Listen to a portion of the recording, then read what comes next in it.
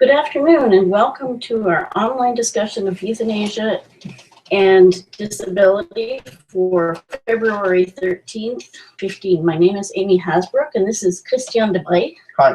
Hi. And we are with Toujours Vivant, Not Dead Yet.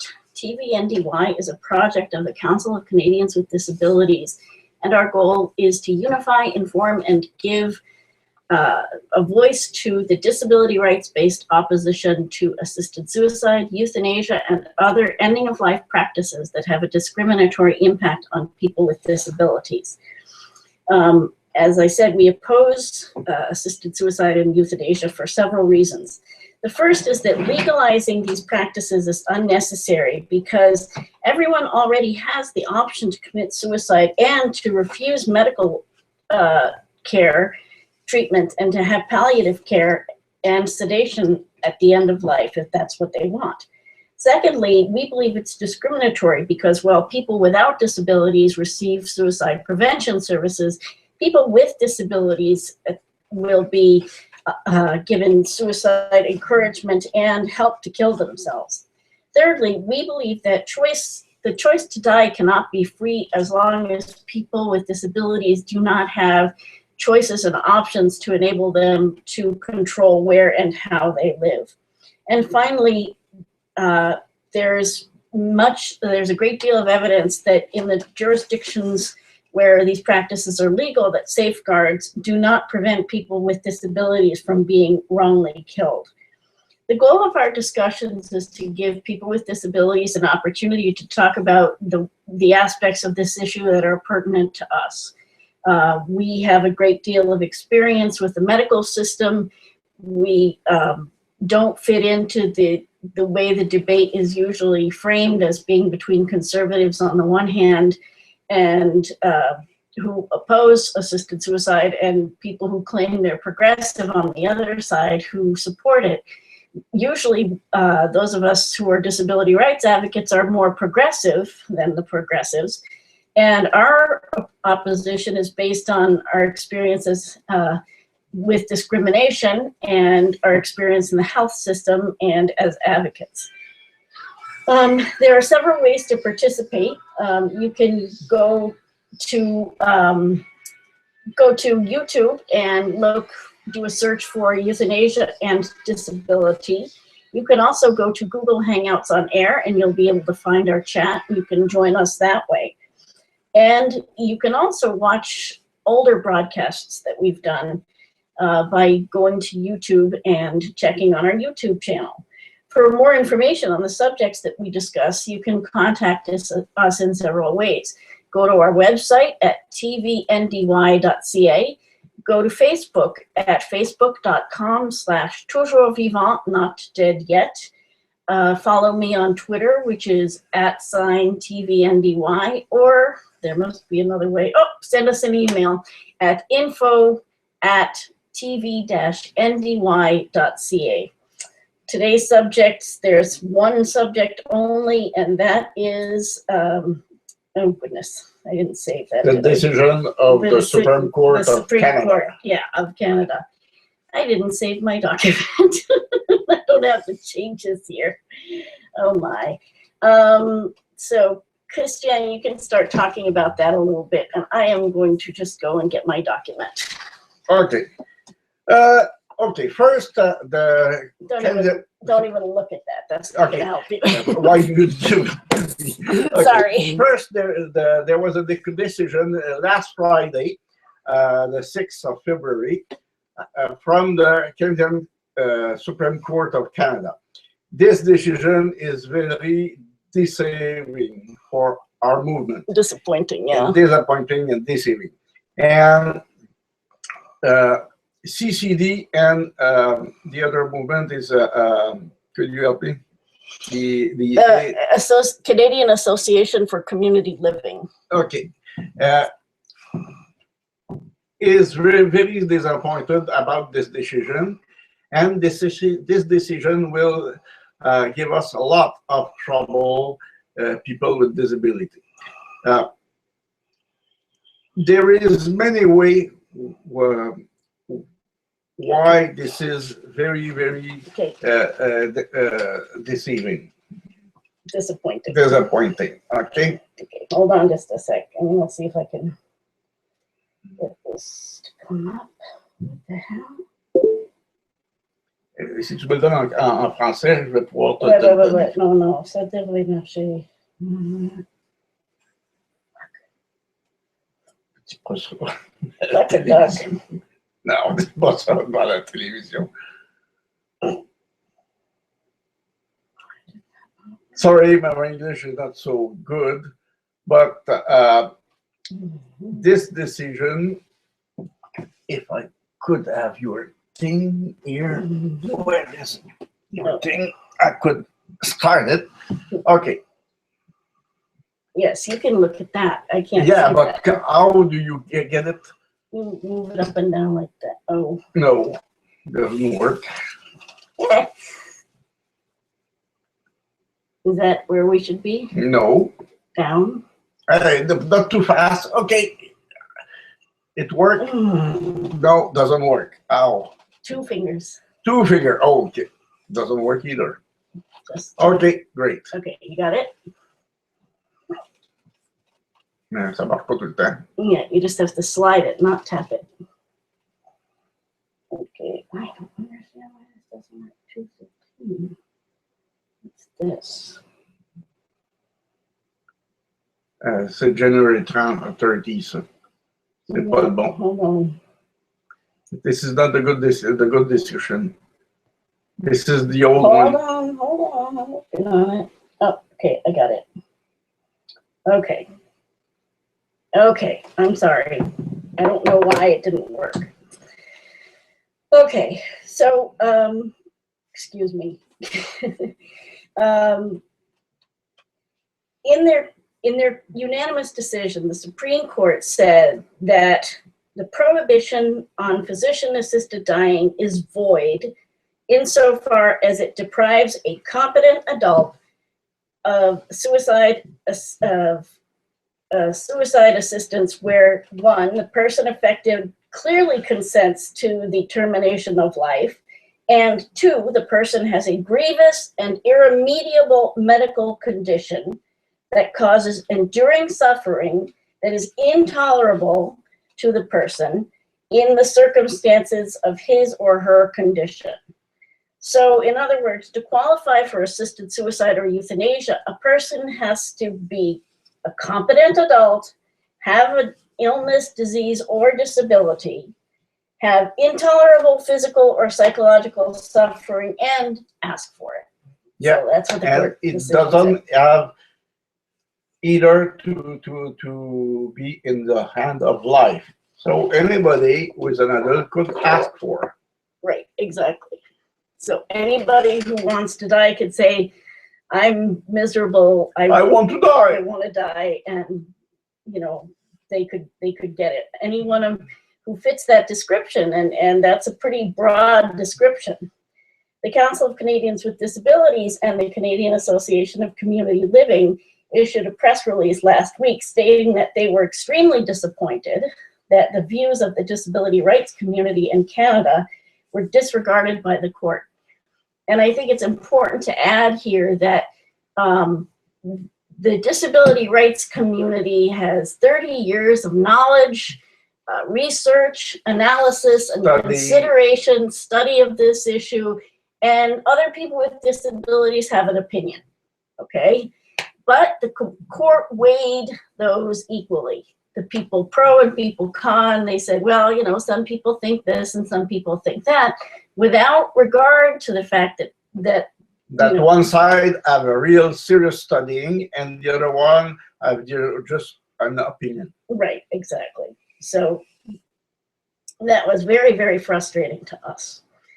The other thing that was very disappointing is that the decision 22 years ago in Rodriguez, even the dissent, which wanted assisted suicide, gave a much more limited idea of what assisted suicide would have been than this court, which was unanimous in supporting assisted suicide. So 22 years ago, The court rejected assisted suicide as too dangerous for people with disabilities and saying that they have to have a full prohibition to prevent people from dying, from being killed accidentally. Whereas this court said, everybody said, it's okay, let's just go get everybody. Let's go kill people. Right, right. Let anybody who wants it, pretty much. Let's see. CCD and CACL believe the judgment creates the potential for the most permissive and least restrictive criteria on assisted suicide in the world, putting people with disabilities at serious risk. And I think that's a fairly safe bet. Yeah. The court did not impose a requirement of terminal illness, as is required in the states of Washington and Oregon. So the court compared the safeguards and talked about how great it was in Washington and Oregon, but they didn't even limit it to people with terminal illness. So that's a little funny. Also, the criteria of intolerable suffering that they talk about is completely suggestive and will make it hard to review decisions of doctors who often believe that life with a disability is, by its nature, intolerable. That's a pretty common belief that doctors hold. A lot of us have run into that. Yeah, anybody who is disabled know that we are discriminated in general. Right. And, you know, a lot of us have been told by one person or another, they'd rather be dead than be like us. And doctors are not immune from that point of view. Not at all. Right. So, you know, there's not going to really be a way to protect people from those views held by doctors. And when you're in a difficult position and doctors are making the decision about whether you're eligible or not, that, you know, is going to have a big impact. Also, in allowing assisted suicide on the basis of psychological suffering, the court puts people with serious mental and emotional disabilities at risk, as well as people who have not yet come to grips with their disability. And even an ordinary doctor could say, yes, you are eligible to be to have assisted suicide, even if it's a psychological trouble. Right.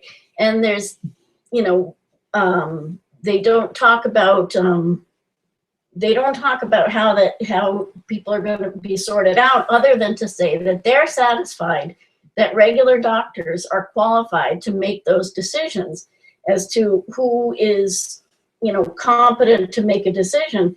But what we know is that if somebody is suicidal, that person is in some ways already considered incompetent, because they can be put in a psychiatric hospital so they don't hurt themselves. But so, if you're disabled. Right. If you're disabled, you know, and you want to kill yourself, everybody thinks it's a great idea. So, it's going to put a lot of people at risk. The judgment allows people to refuse palliative and other care that could alleviate their suffering, as they call it. And also, and this is worse, it imposes an obligation on the state to provide assisted suicide, but not palliative care. There's no obligation that a province provide palliative care, but they are forced to give you that. Right. They're talking about that, you know, you have to be able to have access to assisted suicide. Yeah. So it's cheaper. Right.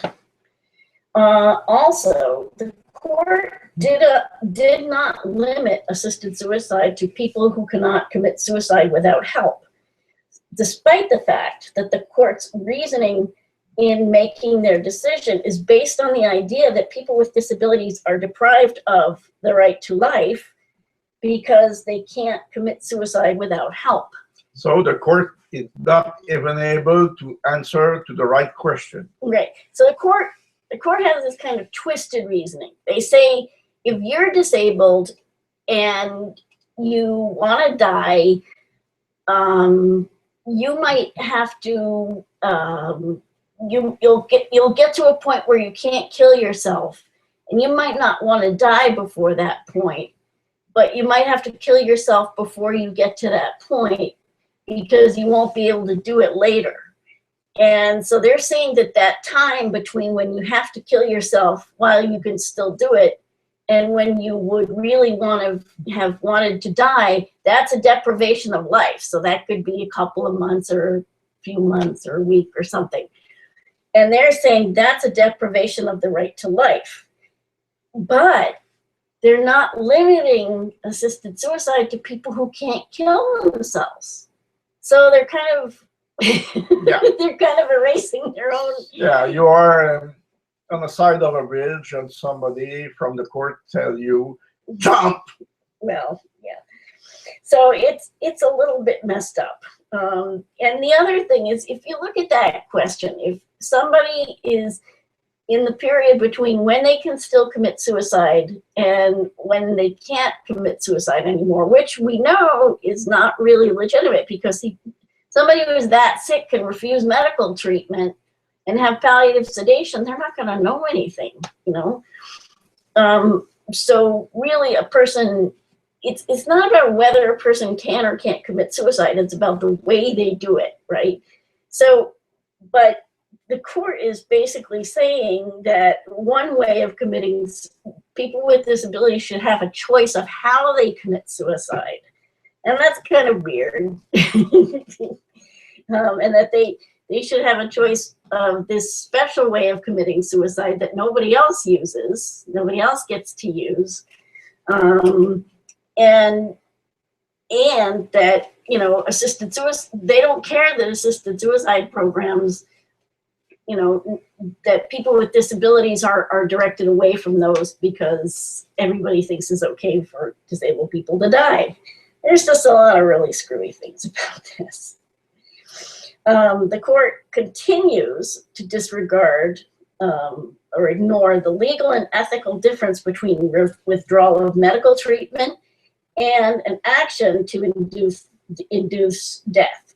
So if Christian is wearing a mask that helps him breathe, and I take that away, that's one thing. But if Christian is breathing and I put a pillow over his face, which I never do, that's a different thing. And that's the difference. Yeah, a completely different thing. It's like you comparing, let's say, hunting and slaughter. Right. That's no, it's not. But I think that example that I just gave is good. Yeah, it's good, but at least at hunting, the game have some chance. But at slaughterhouse, there are no chance at all. Right. Okay, you could compare a little bit. Right. Okay. But well, no, because both of them you're doing an act to kill the animal. Yeah, but in the first one, you have the game still have a chance. That's not helpful. But anyway, the idea is that in one, I'm wearing a mask that's helping me breathe, right? And I say, I don't want this mask anymore. I don't want this treatment anymore. So somebody takes away the mask.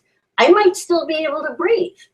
You know, something might happen, and that might I might suddenly be able to breathe. We don't know what happens when we take away that mask. But if somebody puts a pillow over my face and holds me down, that is done with the intention to kill me. But the court, for some reason, doesn't see a difference there. And I don't quite understand. I mean, I understand what they say their logic is, but it isn't logical to me. Not at all. Okay. So the court will hold off its declaration of invalidity for the prohibition for a year to allow Parliament time to act. But if Parliament doesn't act within a year, there will be no regulation on assisted suicide. Basically, free for all. Well, free for doctors to kill anybody or any kind of medical assistance. If Christian says, I want to give you medical assistance to die, so I'm going to inject you with XYZ, you could claim that's medical assistance to die. And if if it's a doctor, there's no way you could sue. Right. Whether it happened. Right.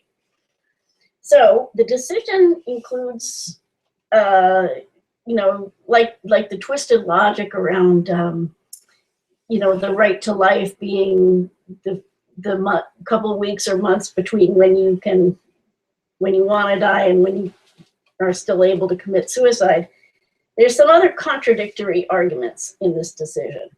One is that in paragraph 25, the court cites with approval, the lower court's Justice Smith, the finding where she found that in Europe, the, quote, empirical researchers and practitioners who have experience with the regulatory systems are of the view that they work well in protecting patients from abuse while allowing competent patients to choose the timing of their deaths.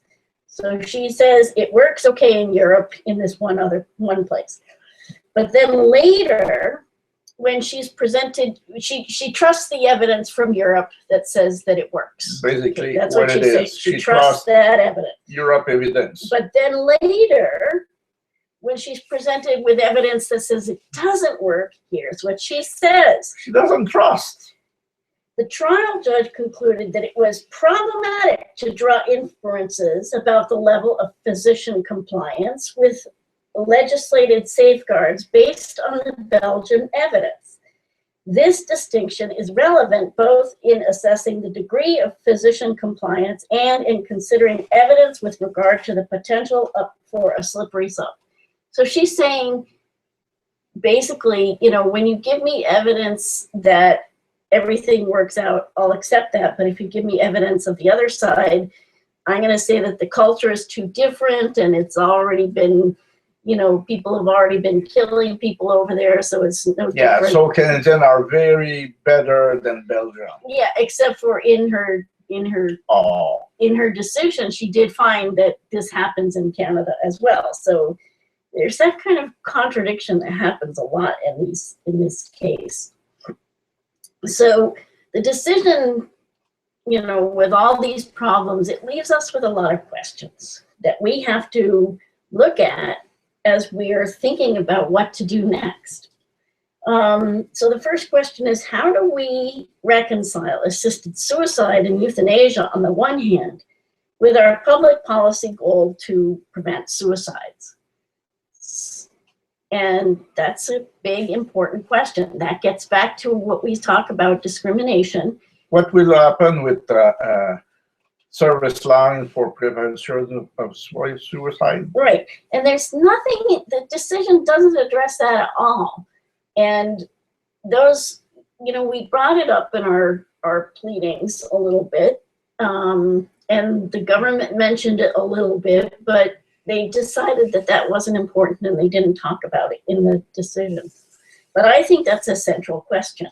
But in the way the decision is made, they may have to convert themselves in directing people to doctor will kill will kill you. Mm-hmm. Okay, how do we reconcile assisted suicide and oh, sorry, I already read that. How do we prevent the circumstances that lead to requests for assisted suicide? Last week I talked about some people, and actually at the press conference last week, I talked about the people, 2 guys in Quebec who killed themselves because they couldn't get home-based services that enabled them to live in their own apartments and have full lives and that sort of thing.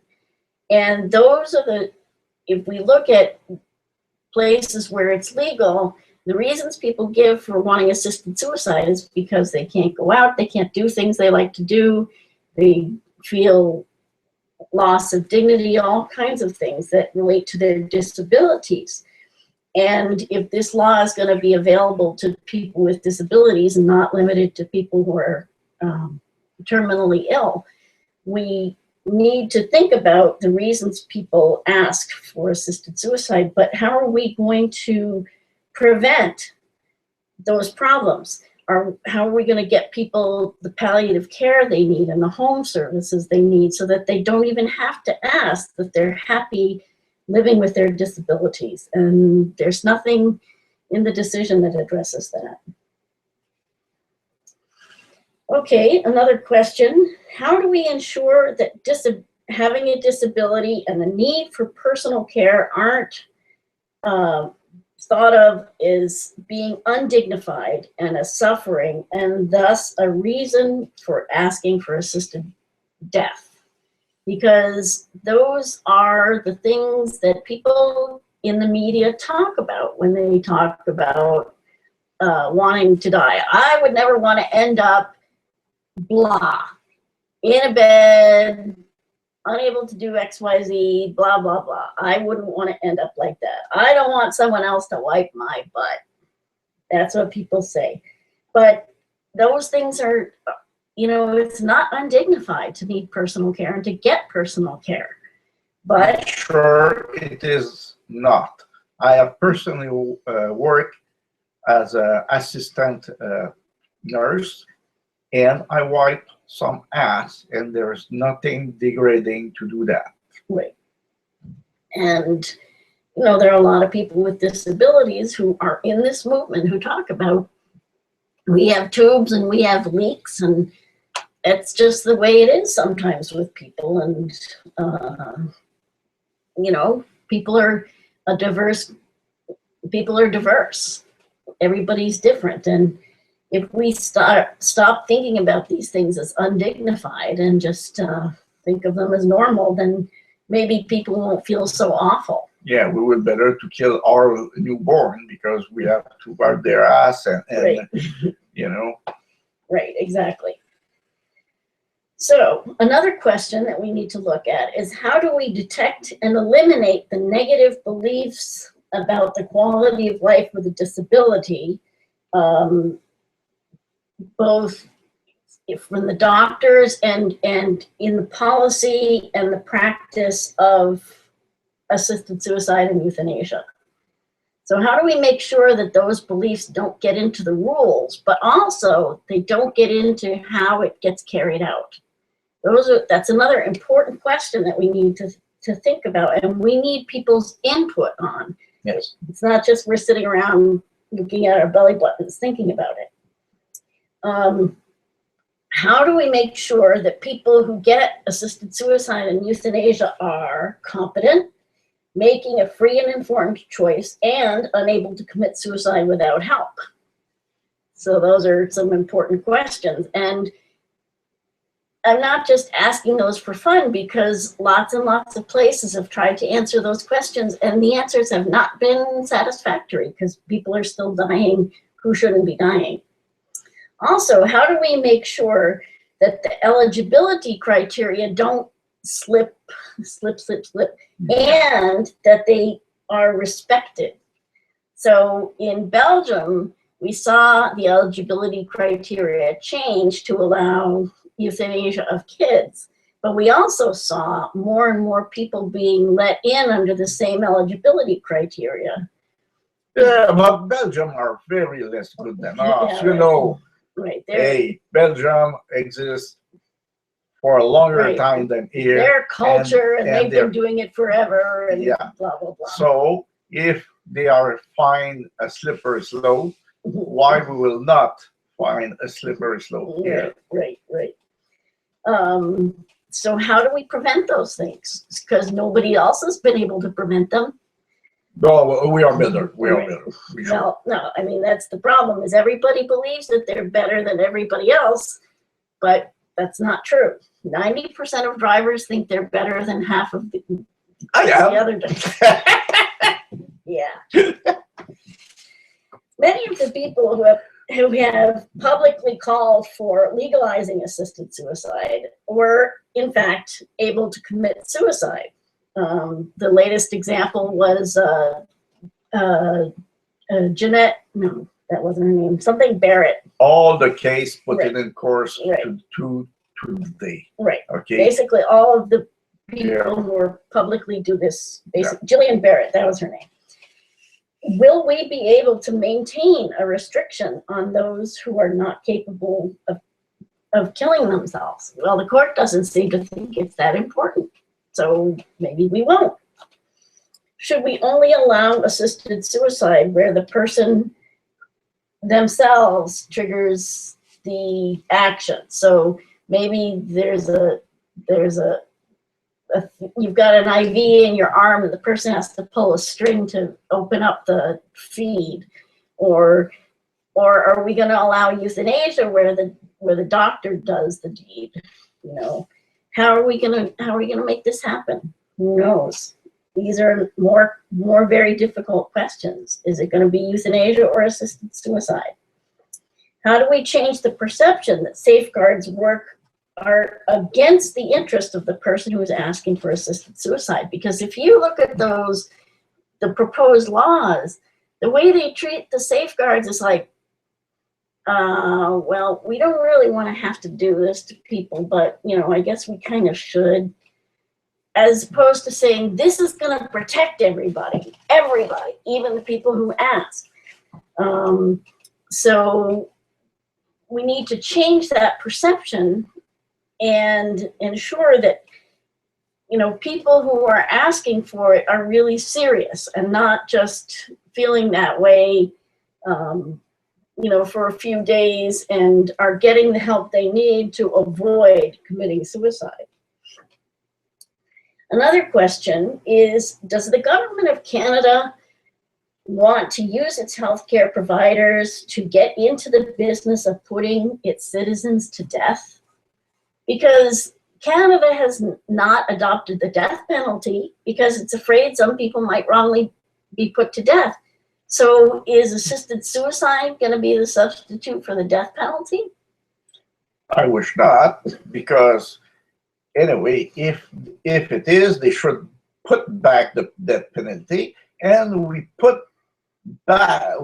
just get rid of the death penalty because we was afraid that we could even kill only one people by error. Right. And right now, this law will kill many more people by accident than the death penalty. Right, because in the death penalty, if you think there's a problem, you can have an appeal to a court, you know, to try to make sure that everything was done right. But if there's a problem in you know, your request for assisted suicide because you're being, there's no appeal. Right, there's no legal process. You don't even get to a court. You're dead. If your family is forcing you to, you know, making your life miserable, You're miserable dead. that you want to die, there's no court that's going to intervene. You're still dead. Yeah, so that's the bad situation. How do we reconcile the doctor's role as healer with his new job of putting people to death? Those are pretty contradictory things, and some people say, well, you know, in Quebec they were talking about killing people as medical treatment, but doctors weren't really happy about that. For my case, to be clear, I have a doctor, a new doctor recently, and one question I will have to ask her, if she will kill people. If she answers yes, I will ask her to change doctor, because I doesn't want to be cared by a doctor who kill people. Right. I'm afraid. Right. And I'm serious. Right. Dead serious. Right, because even if he says and writes a document that says, I want to be kept alive, what if the doctor says, well, it would be in his best interest to die? No? You have the right to do. Right. And if the doctor is a person who thinks it would be okay to do euthanasia and makes that decision, it would be in his best interest. He still have the right to do, Right. and there's no way to sue him. Right. Yeah, because one thing that we know is going to happen is that shortly people are going to start to ask for assisted suicide for people who are incompetent or who are under 18, and because that's the way it's happened elsewhere. And Yeah, why not here? yeah, exactly. Those are people who are suffering Right. too, and they cannot defend themselves. Right. So assisted suicide and euthanasia are going to worsen the current conflict that doctors have between, on the one hand, having to act as advocates to get the best treatment for their patients, and on the other hand, containing costs. How are we as a society going to deal with that conflict? All around Canada, all government of all province, and including Canada itself, we're fighting to get, let's say, a balanced budget. And in Quebec and other provinces is austerity. And with austerity came with some bad decision. And killing people will be a lot cheaper than keep them alive. Right, and doctors are going to get pressure on the one side from the employer. You got to keep the cost down, keep the cost down. On the other side, they're going to, well, I got to help my patient. So if, for example, the CLSC, there's kind of two ways this can happen. One is the patient says, I want the treatment, and the doctor says, well, we can't really give you this treatment. But the other way it can happen is the local social service agency says, we don't have enough money to give you home care. So your only choice is to go into a nursing home. And somebody doesn't want to live in a nursing home. They want to live at home, but that's the only choice they're given. We could not give you a bathtub even a week. Once a week, yeah. Once a week. And when you have to go to toilet, you doesn't have any people to go to help you, right. But you need help. Right. So you have the choice to make. I have to go to elderly care home or to kill myself. Right. But when you know about those kind of home, you know that it's looking like prison, except that you have the key of your cell. Right. And a lot of people, when they're faced with that choice, like those two fellows in Quebec last fall, when they're faced with that choice, they'd rather die than have to go into a nursing home. Yeah, that's a choice. And so that's where the austerity, the decision beforehand, causes a person to choose assisted suicide. And so that's another way that conflict plays out. How are we going to prevent that? How are we going to respect the conscience of doctors and nurses and pharmacists and everybody else who don't want to participate in killing people? Kind of impossible, because in the decision, you will have the responsibility to get somebody else to do that. So you doesn't shoot the people yourself, you give the gun to the next people. Right. You still have a responsibility in it. Right, right. And finally, and this is another kind of nasty question or difficult question, are we as a society ready to allow people and groups to make money off of providing these services that cause death to people? Because there are groups like Dying with Dignity and Compassionate Choices who want to make money with your death. Who are making money, who are providing services like referrals and counseling and this and that. And if you are a staff or a director of this organization, the more you give services, the more your salary is higher. Right. So are we, as a society, is this something we want to do? Pay people to help people die?